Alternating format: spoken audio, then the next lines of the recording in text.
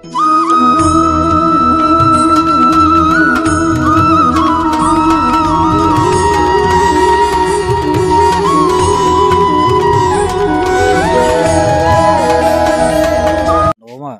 भगवती शरण दर्शक बंधु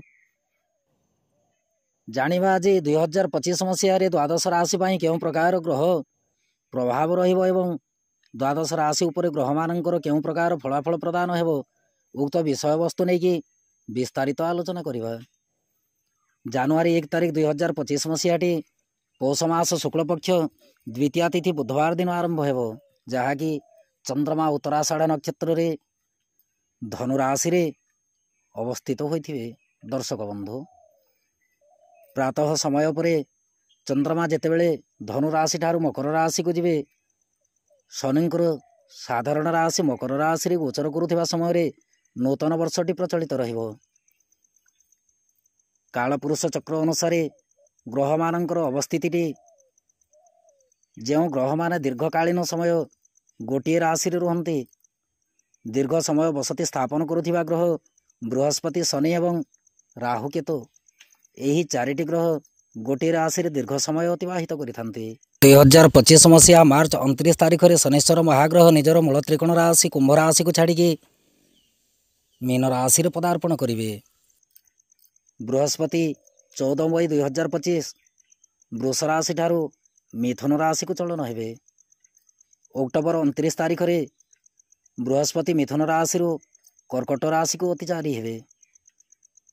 तत्संगे डिसेम्बर 4 तारिख ठारू वक्र अवस्था कर्कट राशि मीन राशि पदार्पण करिवे।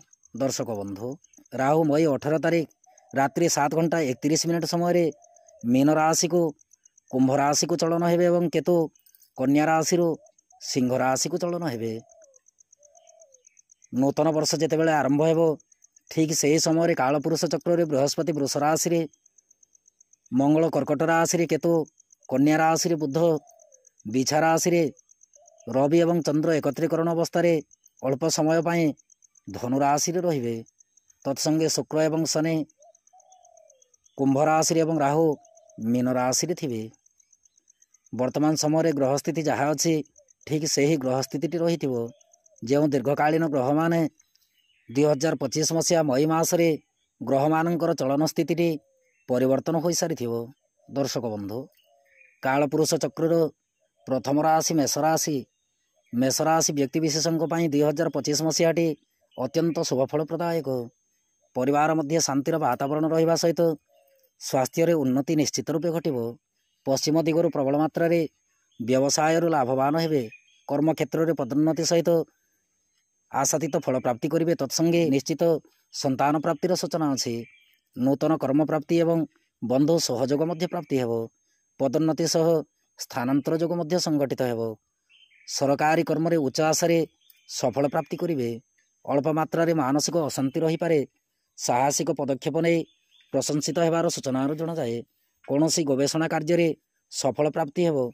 तत्संगे नूतन स्थान परिदर्शन हेबा सहित मांगलिक कर्म रे योगदान रही पारे। 2025 मसीहा मेष राशि अत्यंत शुभफल प्रदायक। दर्शक बंधु जेतेबेले ग्रह मानकर चलन हेबो ठीक सही समय केउं प्रकार फल प्रदान हेबो सही विषय वस्तु नहीं कि निश्चित रूपे परिचित हेबा। एही राशिफलटी केवल मात्र मई मास पर्यंत, जहाँकि ग्रह मानकर स्थिति अनुसार द्वितीय राशि वृष राशि व्यक्ति विशेषों कर्म क्षेत्र में उन्नतिर सूचना अच्छी। कौन सी अटकी रही कर्मटी निश्चित रूपे संपूर्ण हेबो। आकस्मिक धन लाभ हेबा सहित नूतन व्यवसाय रे निश्चित लाभवान हेबे। पारिवारिक अशांति अल्प मात्रा रही पारे। मानसिक शांति धीर मंथर गति वृद्धि पाइब। परिवार मध्य महिला माने शांतिर वातावरण लक्ष्य करिवे। जो माने उच्च विद्या अध्ययन करुछंती सेमानंक पाई सफलतार चाबिकाठी प्राप्ति हेबो।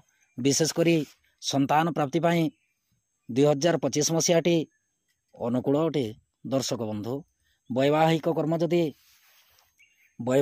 जदि अधूरा रही थाए ताहेले निश्चित रूपे वैवाहिक कर्म मध्य संपन्न हेबो। किंतु जन्म जातक बृहस्पति स्थिति अनुसार तृतीय राशि मिथुन राशि व्यक्ति विशेषों व्यवसाय ଲାଭ କ୍ଷତିର ସମାନ ଚିନ୍ତାଧାରା ରହିବ। ଆୟ ସ୍ଥିତି ଯେତିକି ରହିବ, ବ୍ୟୟ ସ୍ଥିତି ମଧ୍ୟ ସେହି ପରିମାଣରେ ରହିବ। କର୍ମକ୍ଷେତ୍ରରେ ସହକର୍ମୀମାନଙ୍କ ଠାରୁ ସାହାଯ୍ୟ ସହାନୁଭୂତି ପ୍ରାପ୍ତି କରିବେ। ବିରୋଧୀମାନେ ଯେତିକି ପ୍ରକାର ବିରୋଧ କଲେ ମଧ୍ୟ ନିଶ୍ଚିତ ହଇରାଣ ହରକତ ହେବେ। ନିରାଶର ଅନ୍ତ ଘଟିବ, ନୂତନ ଆଶା ନିଶ୍ଚିତ ରୂପେ ଉଦୟ ହେବ। ପରିଶ୍ରମ ଦ୍ୱାରା ସମସ୍ତ କାର୍ଯ୍ୟରେ ସଫଳତା ପ୍ରାପ୍ତି କରିବେ। ମହିଳାମାନେ ଧର୍ମପରାୟଣ ହେବା ସହିତ ବିଦ୍ୟାର୍ଥୀମାନେ ଧୀର ମନ୍ଥର ଗତିରେ ଉଚ୍ଚ ଫଳ ପ୍ରାପ୍ତି କରିବେ। ଚତୁର୍ଥ ରାଶି କର୍କଟ ରାଶି। କର୍କଟ ରାଶି ବ୍ୟକ୍ତିବିଶେଷଙ୍କ ପାଇଁ ଦିନଟିରେ କର୍କଟ ରାଶି ବ୍ୟକ୍ତିବିଶେଷଙ୍କ ପାଇଁ 2025 ମସିହାଟି ବିଶେଷ ଅନୁକୂଳ ପ୍ରଦାୟକ ନୁହଁ। ଦର୍ଶକ ବନ୍ଧୁ, କୌଣସି ବ୍ୟକ୍ତିଙ୍କୁ ଅଧିକ ବିଶ୍ୱାସ କରିବେ ନାହିଁ। ଯାହାକୁ ଅତ୍ୟନ୍ତ ବିଶ୍ୱାସ କରିବେ ସେହି ବ୍ୟକ୍ତି ହିଁ ଆପଣଙ୍କୁ ହଇରାଣରେ ପକାଇବେ। ଏଣୁକରି ଅନ୍ୟ କାହାରି ଉପରେ ଆଦ୍ୟ ନିର୍ଭରଶୀଳ ହେବା ଉଚିତ ନୁହେଁ। ବନ୍ଧୁମାନଙ୍କ ଠାରୁ ସାହାଯ୍ୟ ସହାନୁଭୂତି ମିଳିବ, କିନ୍ତୁ ସ୍ୱାସ୍ଥ୍ୟ ଶରୀର ପ୍ରତି ଯତ୍ନଶୀଳ ରହିବେ। ଆକସ୍ମିକ ଭାବେ ଦୁର୍ଘଟଣାରେ ମଧ୍ୟ ଗ୍ରସିତ ହୋଇପାରନ୍ତି। ପାରିବାରିକ ସୁଖ ବୃଦ୍ଧି ପାଇବ, କିନ୍ତୁ ମାଙ୍ଗଳିକ କର୍ମରେ ବାଧା ଦେଖାଯାଇପାରେ। ଛାତ୍ରଛାତ୍ରୀମାନେ ସଫଳତାର ଚାବିକାଠି ପ୍ରାପ୍ତି କରିବେ। ତତ୍ସଙ୍ଗେ ପରିବାର ମଧ୍ୟ ଯଦି କୌଣସି ରୁଗ୍ଣ ଅବସ୍ଥାରେ ମହିଳା ଥାନ୍ତି, ତାହେଲେ ତାଙ୍କ ପ୍ରତି ସଦାସର୍ବଦା ଯତ୍ନଶୀଳ ରହିବେ। କର୍କଟ ରାଶି ବ୍ୟକ୍ତିବିଶେଷଙ୍କ ପାଇଁ ଦେଖିବାକୁ ଗଲେ 2025 ମସିହାଟି ବିଶେଷ ଶୁଭଫଳ ପ୍ରଦାୟକ ନୁହଁ। ପଞ୍ଚମ ରାଶି ସିଂହ ରାଶି। ସିଂହ ରାଶି ବ୍ୟକ୍ତିବିଶେଷଙ୍କ ପାଇଁ କର୍ମକ୍ଷେତ୍ରରେ ପ୍ରବଳ ଉନ୍ନତିର ସୂଚନା ଅଛି। ବ୍ୟବସାୟରେ ଅଳ୍ପ ଲାଭର ସୂଚନା ଅଛି।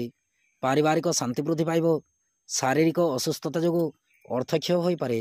ଅକସ୍ମାତ କିଛି ଶୁଭ ସମାଚାର ପାଇପାରନ୍ତି। ସ୍ୱାସ୍ଥ୍ୟ ଶରୀର ପ୍ରତି ସଦାସର୍ବଦା ଯତ୍ନଶୀଳ ରହିବେ। ଆର୍ଥିକ ଦୃଷ୍ଟିକୋଣରୁ ଯଦି ଦେଖିବାକୁ ଯିବା, ଆର୍ଥିକ ଦୃଷ୍ଟିକୋଣରୁ ବିଶେଷ ଅର୍ଥ ସୁଖର ସୂଚନା ନାହିଁ। ନିଜର ପରିଶ୍ରମ ମୁତାବକ ଫଳ ପ୍ରାପ୍ତି କରିବେ। ଛାତ୍ରଛାତ୍ରୀମାନେ ସଫଳତାର ଶୀର୍ଷରେ ପହଞ୍ଚିବେ, କିନ୍ତୁ ଆଶାତୀତ ଫଳ ପ୍ରାପ୍ତିରେ ବିଳମ୍ବ ଯୋଗ ଦେଖାଯିବ। ଷଷ୍ଠ ରାଶି କନ୍ୟା ରାଶି। କନ୍ୟା ରାଶି ବ୍ୟକ୍ତିବିଶେଷଙ୍କ ପାଇଁ 2025 ମସିହାଟି ଅଭିଳାଷ ପୂରଣ ହେବା ପାଇଁ ଅତ୍ୟନ୍ତ ଶୁଭଦାୟକ ଅଟେ।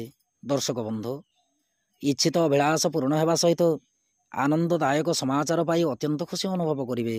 ଜ୍ଞାତି ପରିବାର ବନ୍ଧୁବର୍ଗଙ୍କ ଠାରୁ ସାହାଯ୍ୟ ସହାନୁଭୂତି ମିଳିପାରେ। ଆକସ୍ମିକ ଧନ ପ୍ରାପ୍ତିର ସୂଚନା ଅଛି। ଶତ୍ରୁମାନେ ପରାଜିତ ହେବେ, କିନ୍ତୁ ଗୁପ୍ତ ଶତ୍ରୁ ପ୍ରବଳ ମାତ୍ରାରେ ବୃଦ୍ଧି ପାଇବ। ଏଣୁକରି ଶତ୍ରୁ ପକ୍ଷରେ ସଦାସର୍ବଦା ଯତ୍ନଶୀଳ ରହିବେ। ପାରିବାରିକ ସୁଖ ବୃଦ୍ଧିରେ ଅତ୍ୟନ୍ତ ଖୁସି ଅନୁଭବ କରିବେ। ଆପଣ ଭୂତଭାବନ ଶଙ୍କର ଭଗବାନଙ୍କର ଶରଣାପନ୍ନ ହୋଇଯାନ୍ତୁ, ନିଶ୍ଚିତ ରୂପେ ଅତ୍ୟନ୍ତ ଶୁଭଫଳ ପ୍ରାପ୍ତି କରିବେ। ମହିଳାମାନେ ସୁଖ ଶାନ୍ତିରେ କାଳାତିପାତ କରିବା ସହିତ ଛାତ୍ରଛାତ୍ରୀମାନେ ଉଚ୍ଚଶିକ୍ଷାରେ ପ୍ରଶଂସାର ପାତ୍ର ହେବେ। 2025 ମସିହାଟି କନ୍ୟା ରାଶି ପାଇଁ ଅତ୍ୟନ୍ତ ଶୁଭଫଳ ପ୍ରଦାୟକ। ଦର୍ଶକ ବନ୍ଧୁ, ସପ୍ତମ ରାଶି ତୁଳା ରାଶି। ତୁଳା ରାଶି ବ୍ୟକ୍ତିବିଶେଷଙ୍କ ପାଇଁ 2025 ମସିହାଟି ମଧ୍ୟମରୁ ଉତ୍ତମ ରୂପେ ଅତିବାହିତ ହେବ। ଜୀବନରେ କୌଣସି ନୂତନ ପଦକ୍ଷେପ ନେଇପାରନ୍ତି। ବ୍ୟବସାୟରେ ଲାଭବାନ ହେବେ। କୌଣସି ବ୍ୟକ୍ତି ସହିତ ଟଙ୍କା ପଇସାର କାରବାର କରନ୍ତୁ ନାହିଁ। ହଇରାଣ ହେବାର ସମ୍ଭାବନା ନିଶ୍ଚିତ ଜଣାଯାଏ। ବ୍ୟସ୍ତତା ଭିତରେ ସମୟ କଟିବା ସହିତ ମହିଳାମାନେ ସଦାସର୍ବଦା ଚିନ୍ତିତ ରହିବେ। ଛାତ୍ରଛାତ୍ରୀମାନେ ସଫଳତା ପ୍ରାପ୍ତି କରିବା ପାଇଁ ପ୍ରଗାଢ଼ ପରିଶ୍ରମ କରିବାକୁ ପଡ଼ିବ। ଏଣୁକରି ପରିଶ୍ରମ ମୁତାବକ ଫଳ ପ୍ରାପ୍ତି ପାଇଁ କ୍ଳାନ୍ତି ମଧ୍ୟ ଅନୁଭବ ହୋଇପାରେ। ଦର୍ଶକ ବନ୍ଧୁ, ତୁଳା ରାଶି ବ୍ୟକ୍ତିବିଶେଷଙ୍କ ପାଇଁ 2025 ମସିହାଟି ମଇ ମାସ ପରେ ଅତ୍ୟନ୍ତ ଶୁଭଫଳ ପ୍ରଦାୟକ ହେବ। ଅଷ୍ଟମ ରାଶି ବିଛା ରାଶି। ବିଛା ରାଶି ବ୍ୟକ୍ତିବିଶେଷଙ୍କ ପାଇଁ 2025 ମସିହାଟି ବ୍ୟବସାୟ କ୍ଷେତ୍ରରେ ଯଦି ଦେଖିବାକୁ ଯିବା, ଅତ୍ୟନ୍ତ ଲାଭର ସୂଚନା ଅଛି। ବ୍ୟବସାୟରେ କୌଣସି ବନ୍ଧୁଙ୍କ ସହଯୋଗରେ ଲାଭବାନ ହେବେ। ନୂତନ ଭୂମି ମଧ୍ୟ କ୍ରୟ କରିବାର ସୁଯୋଗ ପ୍ରାପ୍ତି ହେବ। ନୂତନ ଯାନବାହନ କ୍ରୟ କରିବା ସହିତ ଭୂ ସମ୍ବନ୍ଧୀୟ କର୍ମରେ ଉନ୍ନତିର ମାର୍ଗଦର୍ଶନ ହେବ। କର୍ମକ୍ଷେତ୍ରରେ କର୍ମଚାରୀମାନେ ହଇରାଣ କରିବାର ସମ୍ଭାବନା ଅଛି। ଏଣୁକରି ଉପରିସ୍ଥ କିମ୍ବା ନିଜର ନିଚସ୍ଥ କର୍ମଚାରୀଙ୍କ ପରାମର୍ଶକୁ ନେଇକି କୌଣସି କର୍ମ କରିବା ଆଗରୁ ବୁଝି ବିଚାରିକି କର୍ମ ନିର୍ବାହ କରିବେ। ପାରିବାରିକ ଶାନ୍ତି ବୃଦ୍ଧି ପାଇବ। ମହିଳାମାନେ ସୁଖ ଶାନ୍ତିରେ କାଳାତିପାତ କରିବେ। ଛାତ୍ରଛାତ୍ରୀମାନେ ସଫଳତାର ଚାବିକାଠି ପ୍ରାପ୍ତି କରିବେ। ନବମ ରାଶି ଧନୁରାଶି। ଧନୁରାଶି ବ୍ୟକ୍ତିବିଶେଷଙ୍କ ପାଇଁ 2025 ମସିହାଟି କର୍ମକ୍ଷେତ୍ରରେ ବିଶେଷ ଶୁଭଫଳର ସୂଚନା ନାହିଁ। କର୍ମକ୍ଷେତ୍ରରେ ବୁଝି ବିଚାରି କାର୍ଯ୍ୟ ନ କଲେ ହଇରାଣରେ ପଡ଼ିବାର ନିଶ୍ଚିତ ସୂଚନା ଅଛି।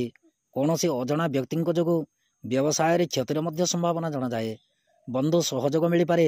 କିନ୍ତୁ ଆଶାତୀତ ଫଳପ୍ରାପ୍ତିରେ ବିଳମ୍ବ ଯୋଗ ଦେଖାଯିବ। ପାରିବାରିକ ଶାନ୍ତି ମିଳିବ। ମହିଳାମାନେ ଧର୍ମପରାୟଣ ହେବେ।